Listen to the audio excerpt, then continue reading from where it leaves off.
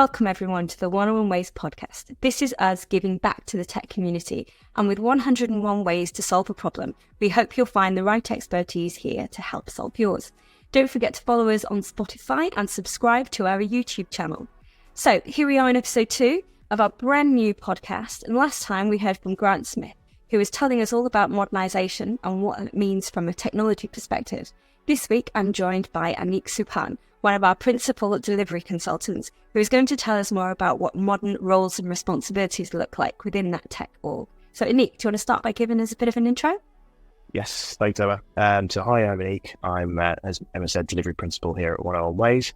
My background is all around sort of digital and delivery and transformation, focusing on agile delivery teams. So I've spent a few years working in an agile coaching space, helping teams and clients evolve the way they're working. And I started my career really on industry side, learning how to deliver products in efficient and effective ways at some of the big corporates as well. So really looking forward to talking about this topic today. Excellent. Thanks, Anikh. So I'm Emma, I'm your host for these next few weeks, and I lead the practice function here at 101 Ways with a background in coaching and transformation particularly. Let's jump into it. So we're saying modern roles and responsibilities. There's a lot to dissect in that. Really interested in what we mean by modern. One of the things that came out of the discussion with Grant last time was that he's really talking about kind of, what we were doing with technology 10 years ago versus now. And I was left with a real sense of 10 years ago is nothing. So actually, what do we mean when we say modern roles and responsibilities then? Where does that leave your head? Yeah, it's an interesting topic, an interesting question, because as we know in the industry, stuff evolves and changes all the time. So when we talk about modern, I think from my perspective, the way I take that is that we are talking about what's the most up-to-date view of the core aspects that we need in roles and responsibilities across modern delivery teams. We can evolve things all the time, and we can tweak things and make things better and continuously improve the way that we're structuring our roles. But when we think about how things have changed, similar to Grant's perspective, how things have changed over the last 10 to 15 years, there are some big differences. I think the key ones for me are the key themes, if you like, are things around more cross-functional teams, not just at the delivery team level, but at all levels within organizations. And that's something that, working with clients, we try and help them strive to achieve, because a lot of companies, a lot of organizations are still sort of almost hamstrung by their legacy structures of functional domains and expertise.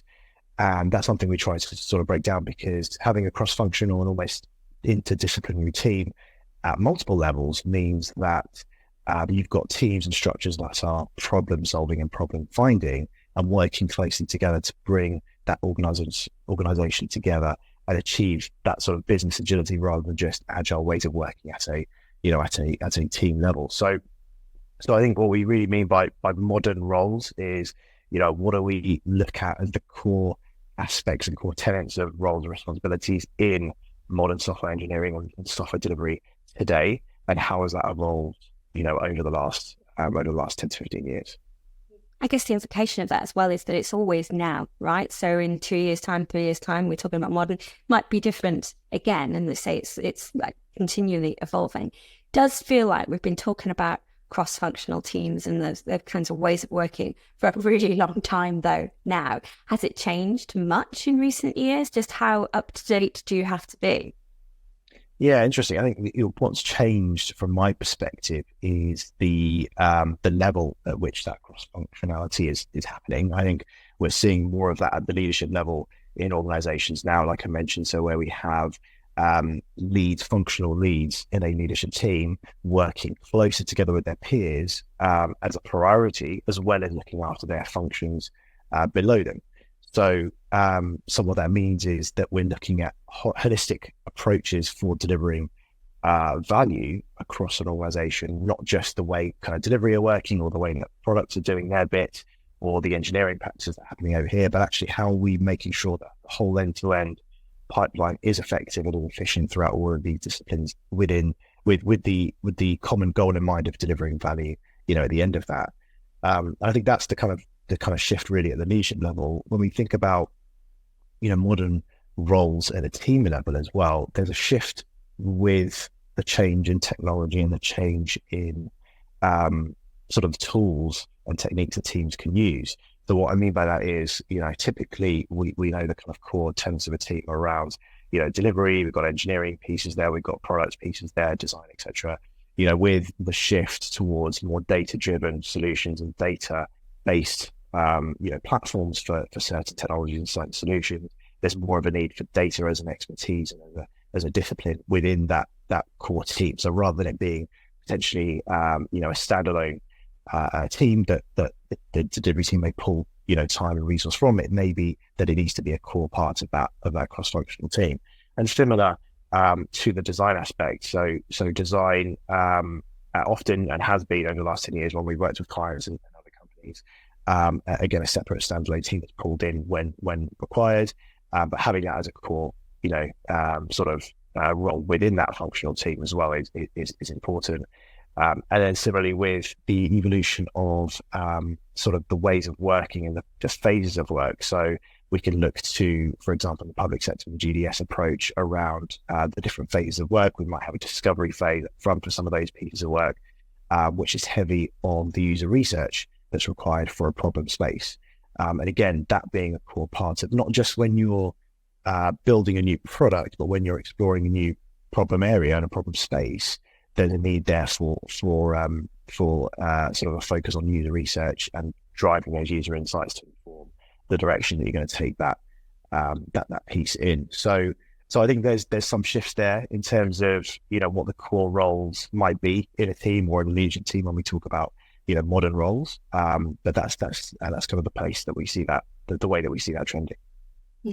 And that kind of issue of, I guess, trends around roles, like one of the things, so I'll go and do talks at schools, and I know you do that a lot, that kind of thing as well.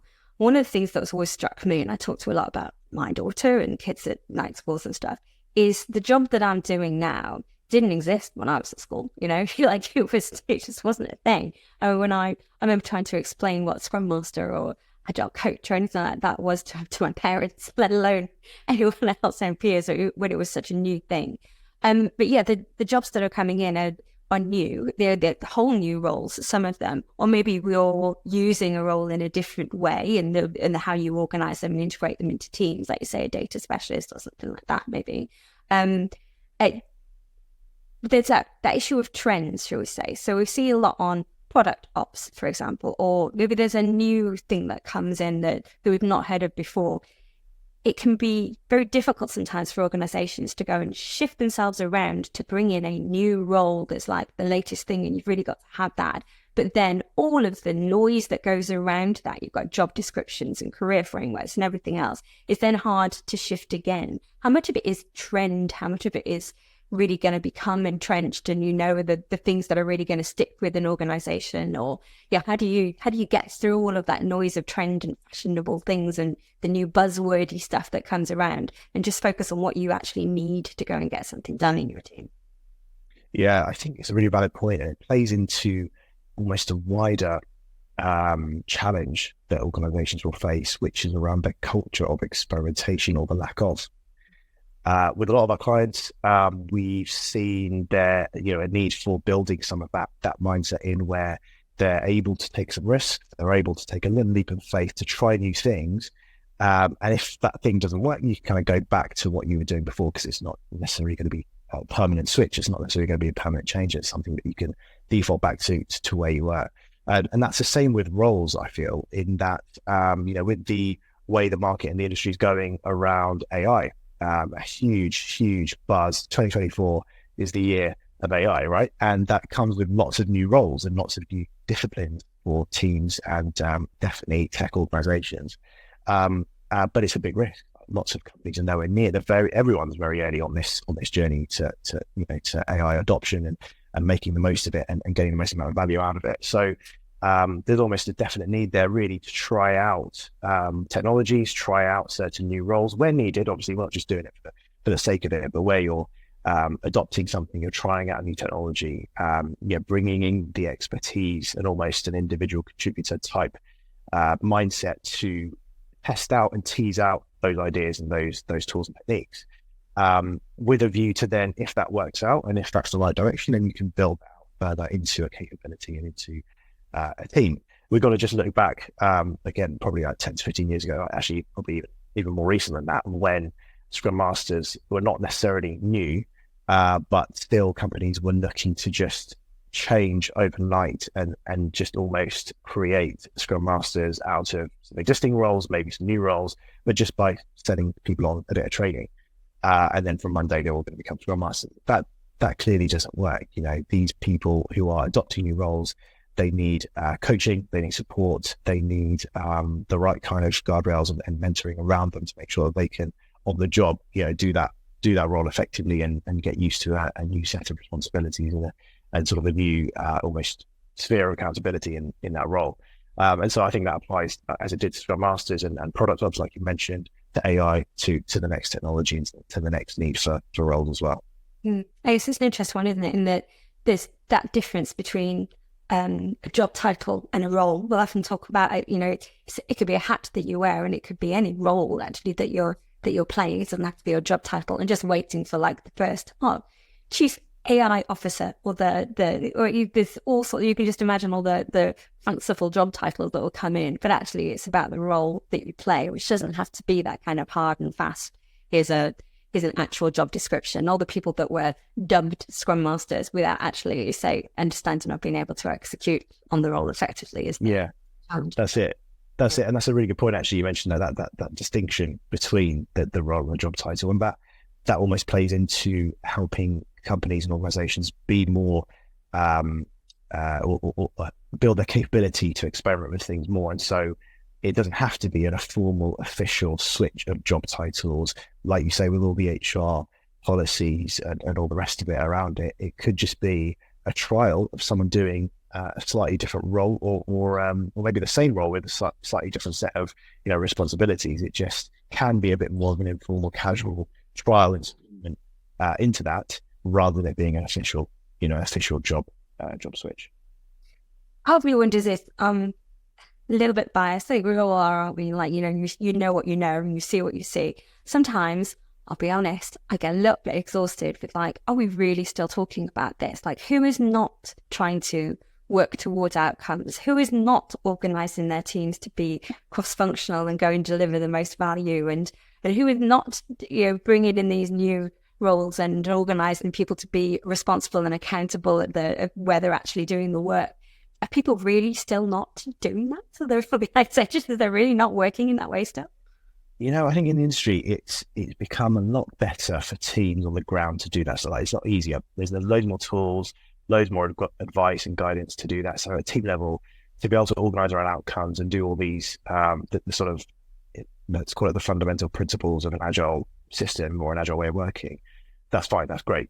There's still challenges and still things to navigate through, but that's fine. But to do it at scale, that is the real challenge for clients and organizations at the moment. And scale can mean lots of things for companies, right? We could be talking about, 1 to 5,000 person company organization. We could be talking about a few hundred. It could be, whatever, 50 to 100, whatever it might be. But scaling up from single or a few teams to then do that at a bigger level, where you've got then a higher level strategy that needs to then boil down into outcomes and objectives for the multiple teams, but making sure that's traced through and that you can understand the impact that teams are having on that top level strategy. That's where it becomes really, really difficult. It's not an easy thing to do.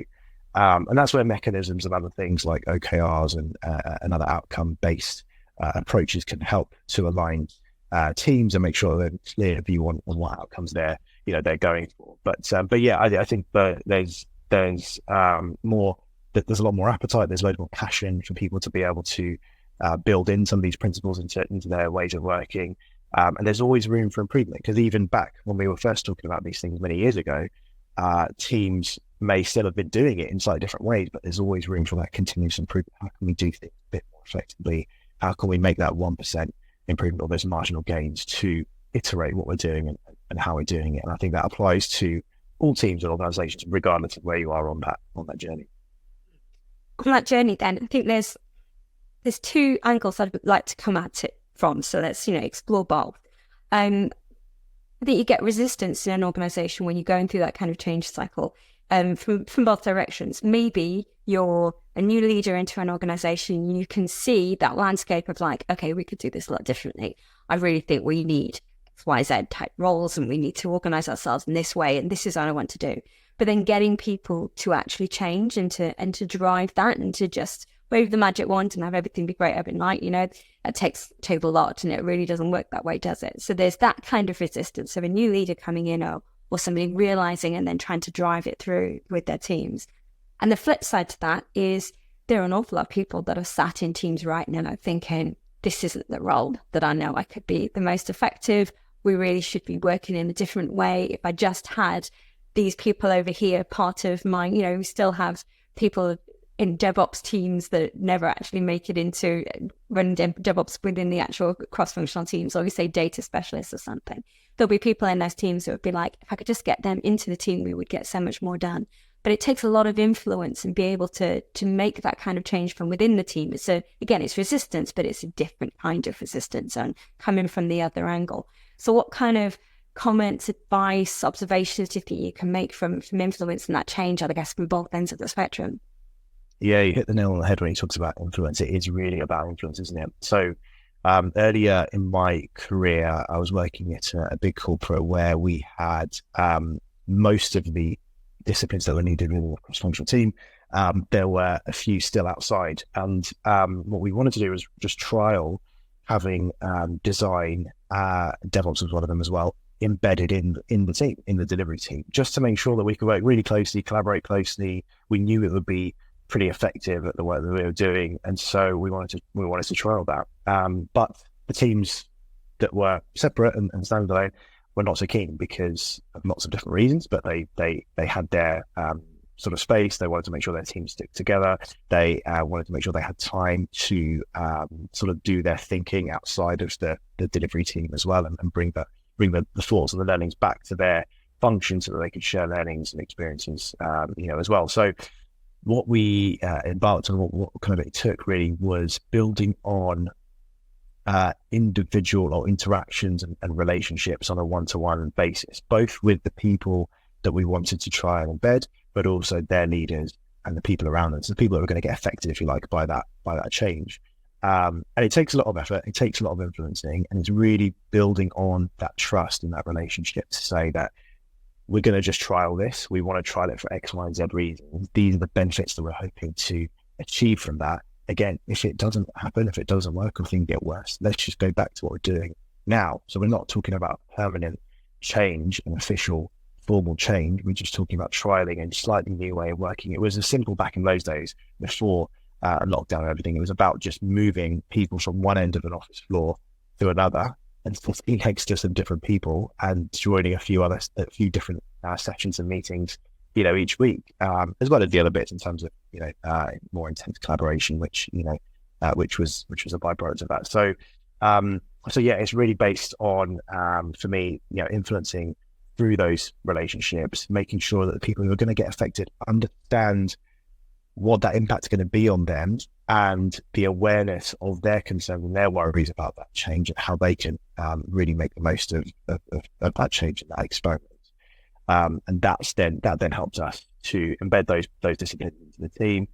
We did it for the duration of that delivery, which worked really, really well. There were challenges along the way, but it was something that made sure that we were able to deliver the right product quicker and more accurately because of that close collaboration with those roles within the team. Makes it a low risk option, doesn't it? So you're not asking for big, like, one way door type decisions. It makes it low risk. What about the other way round then? So as a leader, you can see it, but you've got to make everybody else see it. You can't just tell people, hey, you're empowered and cross-functional, off you go. How does the leader really get people to come along with them on that journey? Yeah, I think with leadership, and in that sense, it's really about leading by example, and we need to have leaders in place who are not just sort of aware of this stuff, but have experienced it. So they've experienced the challenges and they have the battle scars of not working in that way and having functional silos and deep vertical divisions that mean that actually stuff's going to just get thrown over a wall and it may be built wrong, and then it needs to come back over the wall before changes can be made. So, having leaders that understand that the nuance around that is what's going to be really key. And you can't just, like you say, tell teams this is how I want you to work, and you're now empowered and go ahead. It's building in the structures and the support around that team to make that happen. So it's not just about the teams and individuals in that team, but it's actually about the other teams that make the dependent on other areas. Maybe they've got different stakeholders in different areas of the business. From a product perspective, they're going to be facing into lots of different stakeholders and SMEs across the organization as well. So it's building in the principles and the value and talking about it regularly and making sure that that's really reinforced through the way in which that leader is acting, the way in which they're running their teams and their division, to allow for that team to be really empowered and really autonomous as well. And the other point is just around the autonomy, and as a leader, trusting in those people that are working in your area and sort of centering them around an outcome, centering them around problem spaces and goals, and letting them run with it. Jumping in when you need to, leading in when you need to, when they ask for help, or when you can anticipate at the spot, actually it'd be worthwhile you jumping in and just gently nudging and redirecting people and teams, but really giving them the space, and the freedom to be creative and use their domain knowledge and use their expertise to solve that problem or that goal.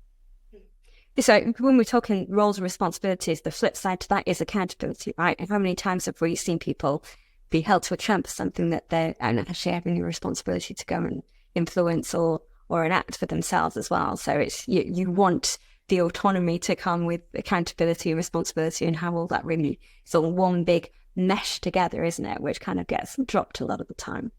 I'd really like to get specific on some of the roles, and I'm going to ask a potentially controversial question. Okay. I remember, gosh, I'm going to show my age and say a long time ago, working with a client when I was freelancing as a coach and going in and helping organizations become more agile, and working with the project manager particularly, who sat there as we were going through everything and what we're going to do and how we're going to work together and what this all means. He sat there and he was like, but what do I do? And it's like, that's been a conversation that's been ongoing for a really long time now, actually, as you kind of grow new roles and make people have more accountability and responsibility and shift things around and help the teams become more self-organized. Project manager is one of those roles that can be a little bit in the spotlight sometimes. Do we still need them? Is there still a place for project managers? Or is this a role that's becoming more defunct? Is now everybody a delivery manager or whatever we're going to call them next? Or how does that work in that kind of landscape of potentially controversial roles and titles? Well, definitely a controversial question. Thanks, Alana. So from my experience, when we think about sort of individual teams, there's not necessarily a specific project manager role or the need for it, because the responsibilities of that role are kind of divided and assumed by other roles. So the roles I'm talking about specifically are Scrum Master. If we're working in a Scrum-based approach, could be a delivery manager. And that's one thing actually I've seen a shift towards, so less Scrum Master type roles and more delivery lead and delivery manager roles, with people who are accountable for delivering, are doing the Scrum Master piece of that puzzle, and have had experience being a Scrum Master before, so they understand how to run a Scrum team and facilitate and block things, etc., and provide a bit of coaching as well. But a delivery manager role is a little bit more, let's say, kind of accountable and owning that sort of delivery for that team. So they're doing a lot of that typical project management-y sort of responsibilities. And those responsibilities, in my experience, shift when you're going from a more traditional way of working through to an agile way of working. It's less about deadlines, dates, and gates on in terms of plan, but it's more about the continuous flow of work around outcomes and making sure that they are on track and delivering value and delivering towards the right, outcomes. So a slightly different angle on it, although it's similar set of, responsibilities.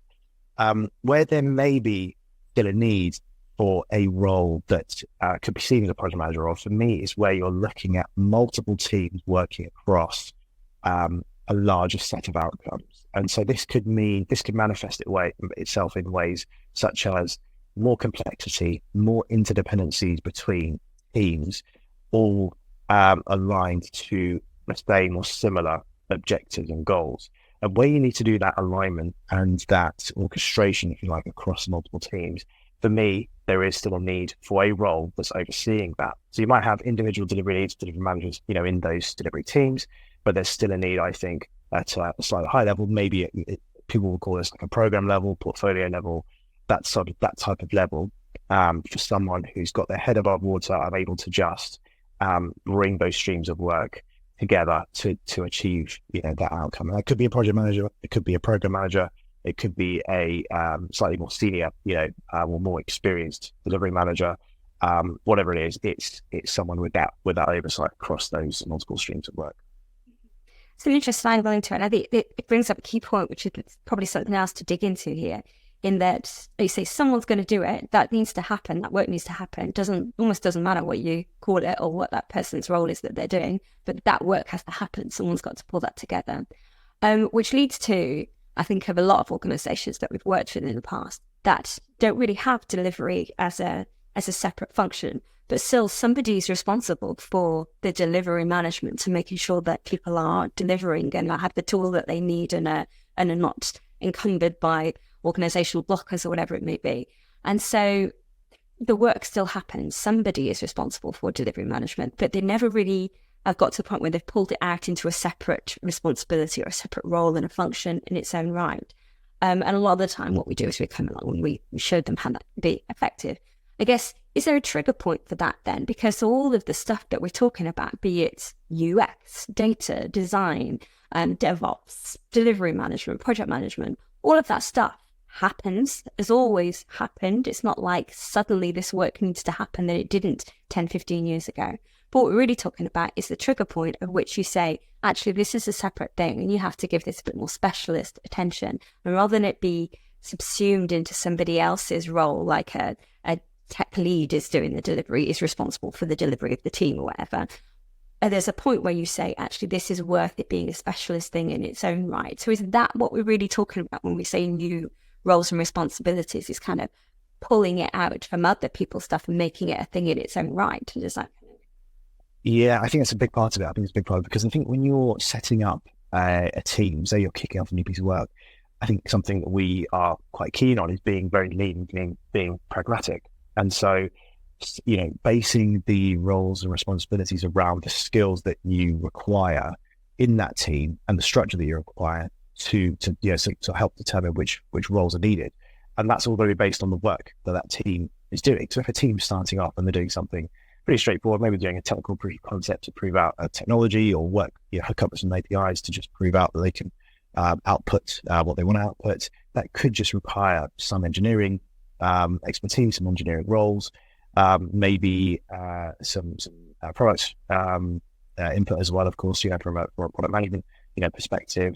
And that might be it, because that might be very, very lean with their approach and their way of working, because it's a clear outcome, it's a clear scope. It may have a defined period of time around it, but it's quite discrete. As that becomes to evolve, into more requirements, a wider scope of work, bigger outcomes, more complexity in terms of technology that we might be using, other skills that are needed, that's the point when you need to start to evolve and expand that team and pull out some of those responsibilities. So, for example, if the engineering lead is taking on some of that, for example, some of that responsibility from a delivery perspective, that then may need to be pulled out into a separate delivery manager, delivery lead role. And similarly, if there was no product involvement at the start because it was very technical and we had a clear view of the technical outcome that was intended from that, but you get to a point where now we know the technology works, you then need to layer on and understand what's the product and business goal and outcome from this. You then need to bring in, product management expertise to be able to have that commercial and business angle on the value that's being driven from that, from that piece of work. And that goes for, all of the disciplines that you might require if you're just, putting together a rough prototype, for a website or an app. You may not necessarily use too much user research or design or UX expertise up front, because again, you might just be putting together a skeleton framework or an app just to prove out the idea. But again, at the point that's going in the right direction and is successful, you then need to make sure that you've got the right design angle and lens, on that, and that you're kind of evolving that in the right way from from a design perspective. So I think there's trigger points for different disciplines and for different roles, within a team. But being lean and starting with the skills that you need based on the work that you're doing, I think is a good place to start. Then extracting those into those separate roles at the point that it becomes a bit more of a scaling thing for that team is, for me, the right way to go about doing it. Scaling is always the challenge, isn't it? And you say, and I guess, is there a case, do you think, where you can risk adding complexity by bringing in new roles? And I think in particular like a scaling model where it's like, okay, this worked in one team and we know that, hey, we've got these roles and this will really work. Now let's roll that out to everybody. Oh, look, I suddenly need 6 new data specialists and 5 new BAs. And you risk, I think, adding bloat and adding complexity just for the sake of repeating a pattern that worked in one place. So you see that, how do they stay counter to that and keep themselves lean, do you think, if they scale? Yeah, totally. Yes. Yes, we have seen that with actually a client quite recently where they had the understanding and perspective of, as you say, doing a cookie cutter approach to their teams. And every team needs a delivery lead. Every team needs an engineering lead and, let's say, 3 to 4 engineers, and so on and so on. Same from product, same from a design perspective, data, BAs, all of these roles. Not all of the teams needed all those roles full time. And some teams did need those roles full time, but they didn't have them and they had roles split across multiple teams. So the point here really is to base that around the needs of that team. What outcomes are they aimed around, and what are they delivering, and what skills do they need? And that might change and evolve over time. So again, like that example I just mentioned there, you start off with a very lean team, some of the core kind of, disciplines, and then evolve that as you need to kind of expand it, depending on what that team's doing. But to counter it, really, it's got to be based on, and this is what we would work with the client on, is just making sure that there's people who are in charge and accountable for the decisions around the team structure and team shape, because then they can be responsible for looking at the work that team is doing. So similarly, if a team's focused on a data platform, they're going to need data engineers and SMEs to support them in that space, but another team may not. So you can't just have that sort of cookie cutter approach. And similar where you've got teams focused on discovery, discovering problem space, they're going to need more heavy involvement from a user researcher or user research team. But others who are, supporting and maintaining a mature product may not need that as much. They may need some more ad hoc support from that perspective. So basing it around the work that they're doing and the skills they need will help counteract that sort of cookie cutter approach for team shape and team structure. Do you think there's a good cadence for reviewing that? Because clearly it's not one sprint to the next. What are you doing next? Let's go shift the team around. But doing it every 6 months or a year might be way too much. Is there a good cadence, do you think, you could advise people on to when to really look at this and start to think about reshaping? Yeah, I think one big factor is this cadence in which you're doing your planning from a product perspective. So the work and the rate at which that is changing is a good point to check in with the team shape and the roles that you have in that team, as well as the top level vision strategy and what you're on track to achieve or whether you're not. So for lots of companies, that could be quarterly, for example, because they may be doing a quarterly planning cycle. It's very, very common practice to do a quarterly review on the product's roadmaps and backlogs and what's being delivered. And that's a great time to just check in with the team shape and the roles. Do we have the right stuff and skills, in place? But similarly, if you're doing a 6 monthly and a half yearly sort of, planning cycle, then again, that's a good chance to do that. So for me, it's tying it to that review process in terms of the product and the business priorities, because again, that should inform the team roles and shape that you have in place. Coming back to trends and where we are right now, so I mentioned AI as obviously, and I'm sure there'll be hundreds of new roles around AI in the next 6 months that pop all over the place. But what do you think is next? This time last year, everyone was talking product ops, and I don't hear that so much. It's so much the last couple of months even. But where are we right now in that kind of trend cycle, do you think? What are you hearing? New buzzwordy things? What roles are we pulling out specialists right now? What's going to be next? What should people be looking out for right now? It's a great question, and I wish we had a crystal ball to define exactly what that looks like. But we know AI is a big hot topic coming up this year. I've already seen lots of product roles based around specifically just AI, so product managers, product owners, purely for AI sort of approaches and technologies, which is a shift. A year ago, maybe 2 years ago, you didn't see that much. Maybe the odd one or two, but there's lots more. Coming up now. So we know that that's coming up. And I think what that tells us is that whatever the technology trends are and where they're heading, they are going to inform what those roles are that come out, that they're going to be brand new. We saw that with data a few years ago, data sort of focused product owners, and engineers. And I think we'll see that with AI, as well. So for me, it's really based around the technology trends and where that's trending. That's going to inform what those roles are. I guess organisationally as well, it's never really felt like people have cracked the nut of scaling. There's so many different versions of what a scale organisation looks like and what roles you need or don't, and how they're supported, that doesn't feel like a solved problem yet. So I expect we'll probably still see evolutions of that to come. Very true. Very true. Okay, any other thoughts as we kind of move towards how we wrap the conversation up? I'm really interested to go and do schools talk and see what do in like 5 years' time and see what roles we're talking about to people as well. Any other thoughts you want to share, or recommendations, or how people might want to follow up on any of this stuff? I think I will reference just sort of a couple of different resources I've found really, really useful when thinking about this topic. I mentioned, I touched on kind of a couple of points around product management and OKRs. Jeff Grothelf is really sort of prominent talker about OKRs and using that and organising teams around them, specifically in the agile space, and using it with Scrum and UX techniques. I think he's quite an interesting character to follow for that. John Cutler, so some really good product management sound bites. Again, very, very prominent and popular, and quite big in the scene in terms of product management techniques. Modern product management techniques as well. Went to a conference recently and heard talks from both Emily Webber.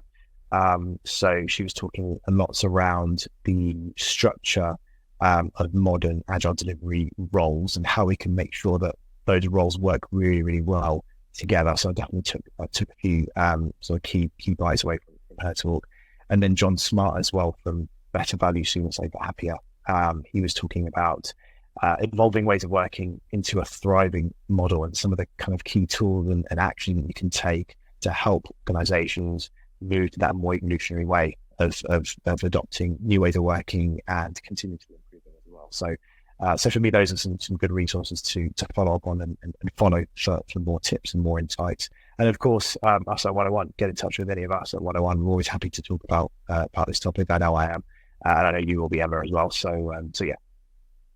Thank you. And I will see if we can find some of those links and get them shared actually by the time this gets broadcast as well. So look out for those when the podcast gets shared.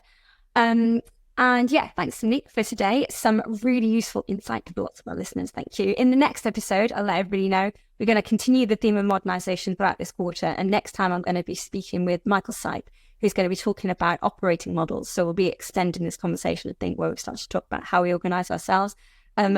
Drill into much more of that detail with Michael next time. If you've got a burning topic that you just want to get off your chest, why not come on the show and talk about it too? We love to have lots of guest speakers. In fact, I've got a couple of people lined up to come and talk about OKRs, so we'll carry on that theme as well over the next few weeks. Don't forget to follow us on Spotify, subscribe to the YouTube channel, and we look forward to seeing you next time on the One Always podcast. Thank you. Thanks, Anikh.